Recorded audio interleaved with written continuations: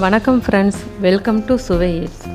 எல்லாருக்கும் பிரியாணினா ரொம்ப பிடிக்கும். இன்றைக்கி நம்ம சேனலில் வெஜிடபிள் பிரியாணி ப்ரெஷர் குக்கரில் எப்படி ஈஸியாக பண்ணுறதுன்னு பார்க்க போகிறோம். வாங்க பார்க்கலாம். ஒரு ப்ரெஷர் குக்கரில் நெய் 2 டேபிள் ஸ்பூன் எடுத்துக்கோங்க.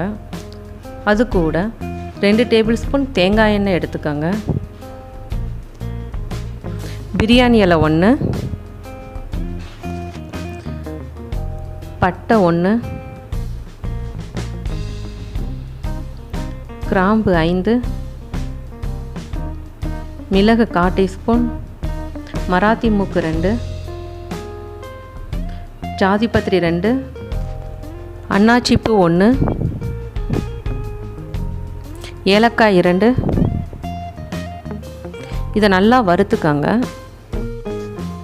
இது கூட நறுக்கிய பெரிய வெங்காயம் 2, உப்பு தேவையான அளவு எடுத்துக்கோங்க. வெங்காயம் பொன்னிறமாக வர வரைக்கும் வதக்கணும். இப்போ வெங்காயம் நல்லா வதங்கிருச்சு. இது கூட நறுக்கிய 6 பீன்ஸ் எடுத்துக்கோங்க. உருளைக்கிழங்கு 1 நறுக்கியது, கேரட் 1 நறுக்கியது. நல்லா வதக்கிக்கங்க. 2 நறுக்கிய பச்சை மிளகாய், பச்சை பட்டாணி 1/4 கப் எடுத்திருக்கேன். சோயா 1 கப் எடுத்திருக்கேன்.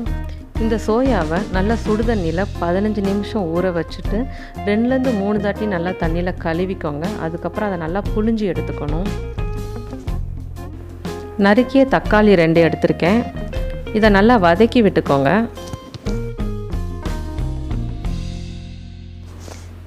இப்போ குக்கரில் 5 நிமிஷம் காய்கறியை வேக வச்சுக்கலாம். காய்கறி இப்போ நல்லா வெந்துருச்சுங்க.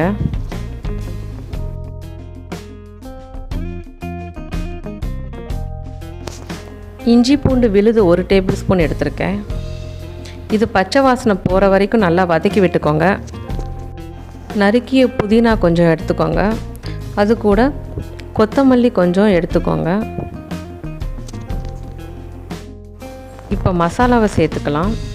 மஞ்சள் தூள் 1/4 டீஸ்பூன், மிளகாய்த்தூள் 1/2 டேபிள் ஸ்பூன்,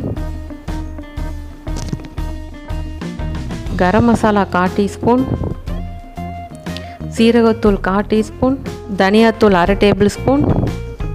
இதெல்லாம் சேர்ந்து நல்லா மசாலாவோட கலந்து விட்டுக்கோங்க. தயிர் 1/2 கப். இதை 2 நிமிஷம் நல்லா வதக்கி விட்டுக்கோங்க.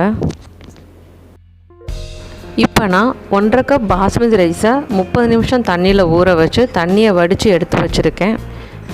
இப்போ பாஸ்மதி ரைஸை சேர்த்துக்கலாம். அரிசி உடையாமல் மெதுவாக மசாலாவோடு நல்லா கலந்து விட்டுக்கோங்க.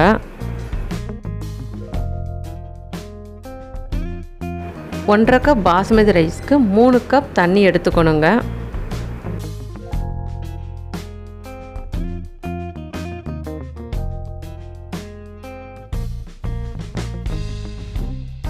லெமன் ஜூஸ் 1 டேபிள் ஸ்பூன் எடுத்துக்கலாம்.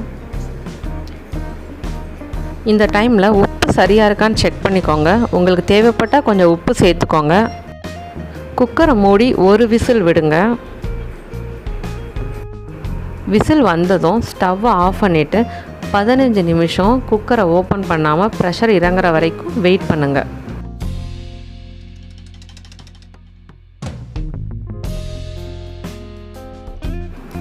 இப்போ வெஜிடபிள் பிரியாணி சூப்பராக ரெடி ஆகிருச்சுங்க.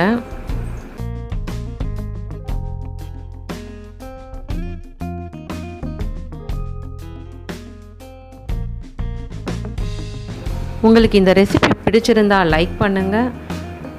எங்கள் சேனலை நீங்கள் இன்னும் சப்ஸ்கிரைப் பண்ணாமல் இருந்தீங்கன்னா மறக்காமல் சப்ஸ்கிரைப் பண்ணுங்கள். கூடவே அந்த பெல் ஐக்கானையும் கிளிக் பண்ணுங்கள். நன்றி.